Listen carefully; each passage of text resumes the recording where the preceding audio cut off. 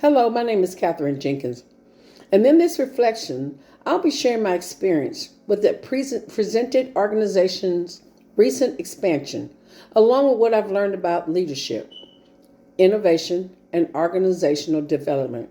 I'd also like to highlight about our group, Group 3, which included the members of Rosella, Nicole, Lewis, Solomon, and myself, who came together to create a strong and engaging presentation.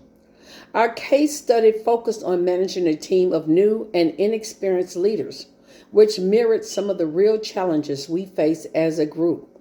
Working through challenges not only tested our communication and problem solving skills, but also gave us valuable opportunities to grow personally and professionally. This experience allowed me to put many of the key objectives of this course into practice, from evaluating leadership theories and applying decision making tools to understanding how to build and sustain an innovative culture within the mental health field. Working with the developmental leadership team really showed me how important it is to balance structure with motivation. A leader has to be able to guide the team while inspiring them. One theory that really stood out to me was the transformational leadership. The idea that leaders should encourage, support, and help their team members grow. I found people perform best when they feel valued and trusted to share their own ideas. Our group was great about that. Everyone contributed thoughts and strategies on how to approach each week's assignment, and that openness made our teamwork much stronger. At the same time, I also found that situational leadership was equally important. Not everyone in the group had the same level of experience or confidence. So I had to adjust my approach, sometimes offering more direction and at other times stepping back to let others take the lead. As a future um, as a future supervisor in mental health, I've come to understand that leadership is about meeting people where they are, supporting their growth, helping them reach their full potential. When leaders create that kind of supportive and empowering environment, collaboration and innovation naturally flows. Another major takeaway was how deeply innovation is connected to diversity and globalization. Group 3 was a very diverse group involving individuals from all walks of life as well as various age groups. In our field, serving people from different cultures and backgrounds means we need diverse perspectives within our teams. The group practiced inclusive leadership, making sure everyone had a voice in discussions and planning. That inclusion often led to creative solutions we might not have considered otherwise. In today's globalized world, leaders must be culturally aware, technologically skilled, and open to collaboration across boundaries. One of the many challenges our teams faced during the course was learning how to navigate Teams, WhatsApp, and Prezi effectively. Luis Gonzalez really stepped up in this area.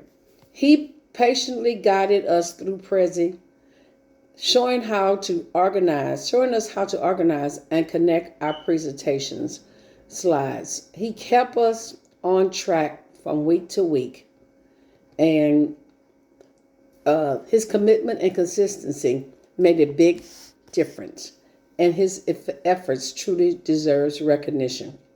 Rather than reacting out of frustration because of the need of spending additional time with these items, I applied some of the decision-making tools and plan models we studied in the course to help reframe the situation and support the team's progress of how to navigate these systems. The structured approaches turned confusion into clarity and gave our new members a roadmap to tackling programs with strategy and patience instead of emotion. I was reminded that effective leadership isn't um, about being the loudest voice. It's about listening, analyzing, and moving forward with the purpose of collaboration.